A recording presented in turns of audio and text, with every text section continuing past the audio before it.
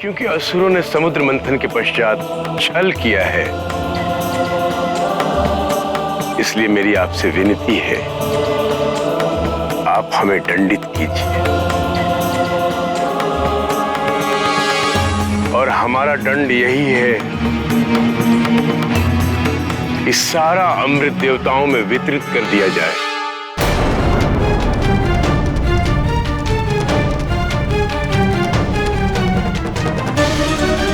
इस अमृत पर हम असुरों का कोई अधिकार नहीं है। ये क्या कह रहे हैं राजन? एक राहु की भूल की सजा हम सारे असुरों को क्यों? मुझे कुछ नहीं सुनना। मैं ये अमृत कलश देवताओं को सौंपता।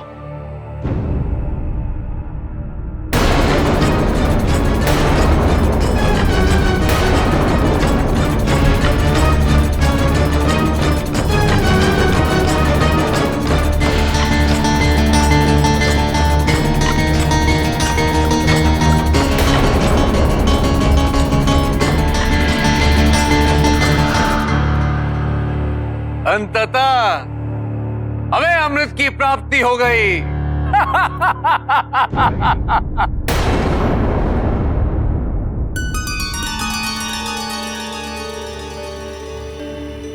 चलिए ब्रह्मदेव, हम जिस उद्देश्य की पूर्ति करना चाह रहे थे उसमें हम विफल हुए। यदि हम महादेव के साथ प्रस्थान कर लेते तो इतना कष्ट नहीं होता। अपने ही सृजन को लोभ से ग्रसित देखकर दुख होता है नारायण।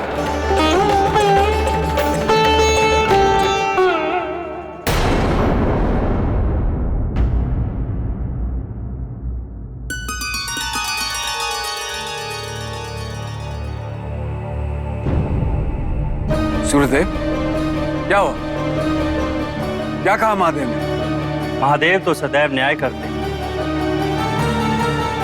और ऐसा न्याय कि किसी के साथ भी अन्याय नहीं हो सकता। उन्होंने हमारी समस्या का भी समाधान कर दिया है। महादेव, अब तो केवल महादेव ही न्याय दिला सकते हैं।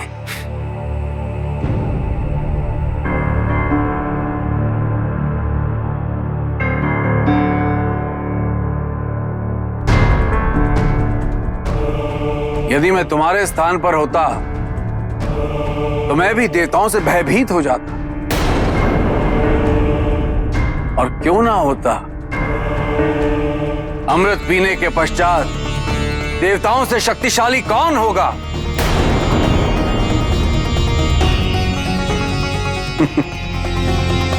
कोई नहीं।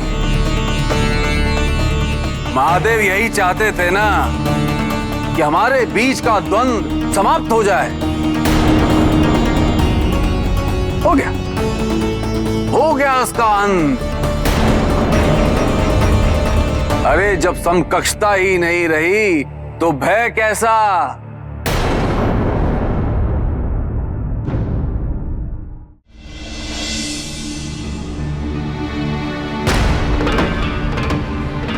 पार्वती, एक बहुत बड़ी समस्या उत्पन्न हो चुकी है। इस समस्या का शीघ्र ही समाधान निकालना आवश्यक है। किस समस्या की ओर संकेत कर रहे हैं आप स्वामी?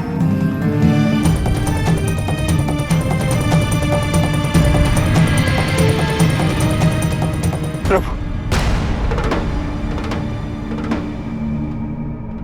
माता, न्याय कीजिए हमारे साथ, न्याय कीजिए।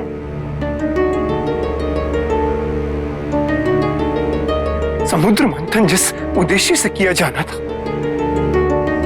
वो तो पूर्ण ही नहीं हुआ। यदि देवताओं ने छल से असुरों को वासुकी के मुख के समीप खड़ा कर दिया तो उसी प्रकार असुर भी अपना धैर्य खो बैठे, जो उन्हें कदापि नहीं खोना चाहिए। यदि वो अपना धैर्य नहीं खोते ना तो आज उन्हें इस बात का इतना बड़ा दंड नहीं मिलता। राहु की गर्दन कट गई, उसका शरीर दो हिस्सों में विभाजित हो गया और अमृत बलि की सहमति से नारायण ने समस्त का समस्त देवताओं को दे दिया।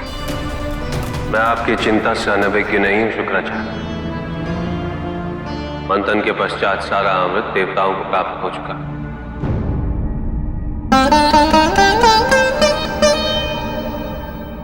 किंतु श्रीहीनता के श्राप द्वारा आपकी संजीवनी विद्या लुप्त हो चुकी है। असुरों के पास कोई भी शक्ति शेष नहीं। प्रभु, आप तो सर्वज्ञ हैं। आप जानते हैं कि हमने कभी भी असुरों के दुष्कर्मों को छिपाया नहीं और ना ही उन्हें कभी अधर्म करने के लिए प्रोत्साहित किया है, अपितु सदैव उन्हें यह करने से रोका है। किंतु प्रभु, सत्य तो यह भी है कि हम असुरों के गुरु हैं। उनके कल्याण, उनके भविष्य, उनके हित की चिंता हमें सदैव सताती रहती है और उससे भी अधिक गुरु होने के नाते उनकी रक्षा का दायित्व भी हमारा ही है। किंतु जो अहंकार आज हमने देवताओं में अमृत ग्रहण करने के पश्चात देखा है, उससे स्पष्ट है महादेव कि असुरों के साथ कोई ना कोई अनर्थ अवश्य होगा।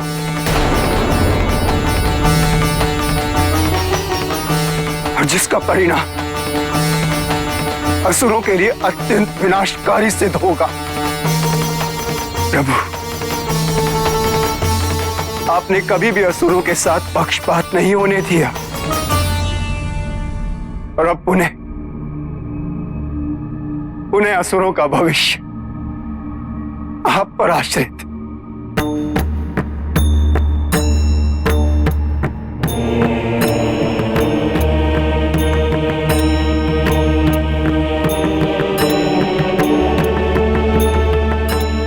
असुरों ने कभी भी अपने गुरु का सम्मान नहीं किया। बारंबार आपकी अवज्ञा की, किंतु उसके पश्चात भी आपको उनकी कितनी चिंता।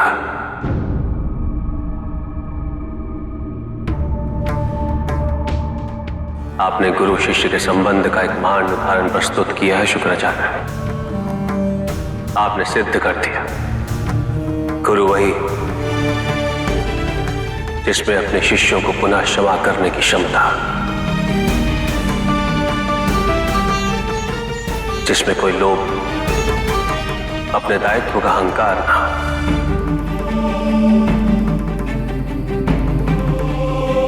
मैं आपकी सहायता करूंगा, अवश्य करूंगा।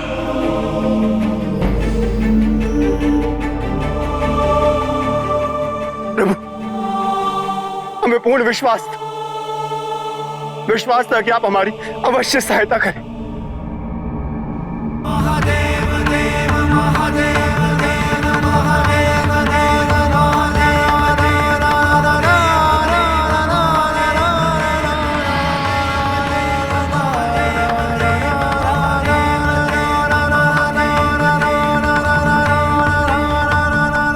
किंतु आप इन्हें न्याय कैसे दिलाएंगे स्वामी?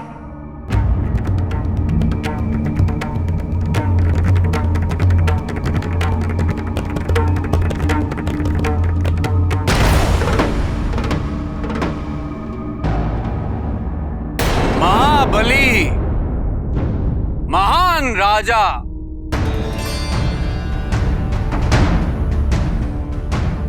राजा को चोरी करना शोभा नहीं देता। देखा ना क्या परिणाम हुआ? देखा ना?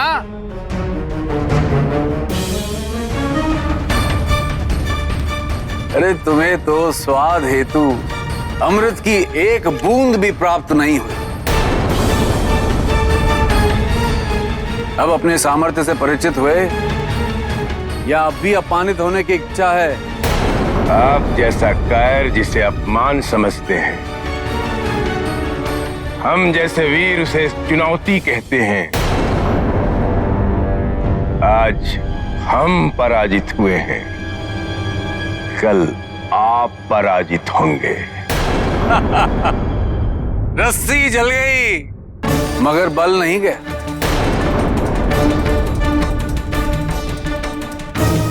स्वयं भगवान विष्णु ने असुरों को अमृत न देके परित्यक्त किया है। इससे यही तथ्य उजागर होता है कि असुरों की उत्पत्ति देवताओं की सेवा हेतु हुई है, देवताओं के अधीन रहने के लिए हुई है, देवताओं के चरणों को धोकर पीने के लिए हुई है।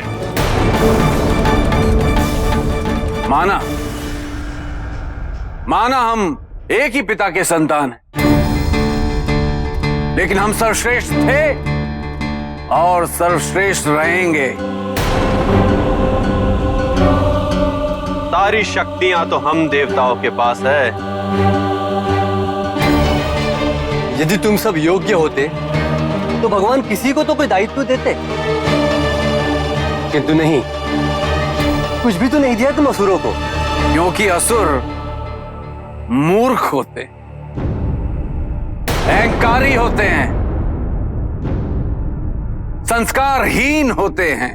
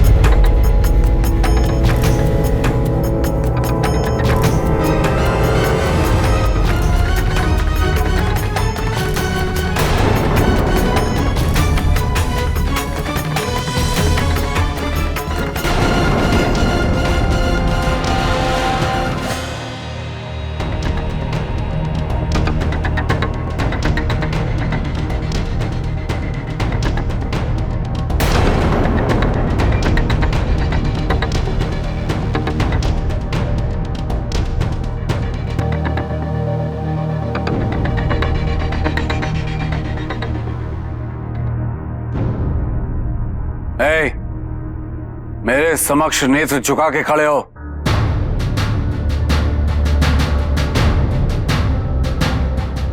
मूर्ख, जानता नहीं मैं कौन हूं? ब्रह्मा, विष्णु, महेश सब मुझे देवताओं का राजा कहते हैं। देवताओं का राजा? फिर तो आप अत्यंत शक्तिशाली भी होंगे। क्यों, इसमें तुम्हें कोई संदेह है?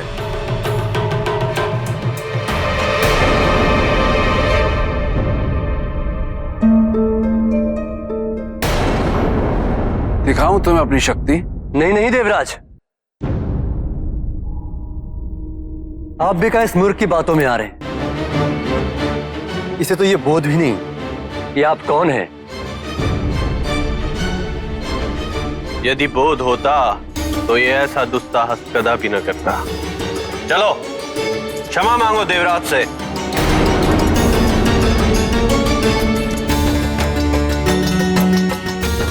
हम सबसे, सभी देवताओं से इसे क्षमा मांगनी होगी। अपना माथा हमारे चरणों में झुका के क्षमा मांगो हमसे। चलो।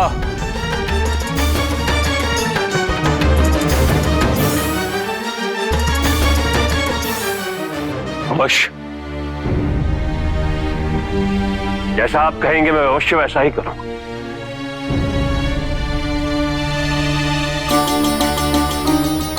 किंतु उससे पूर्व आप ये सिद्ध कर दीजिए कि आपके ये देवराज मुझसे सर्वशक्तिशाली हैं। मैं तो समस्त संसार को तिनके की भांति उड़ा सकता हूं। क्या आपके देवराज एक तिनके को उड़ा सकते हैं?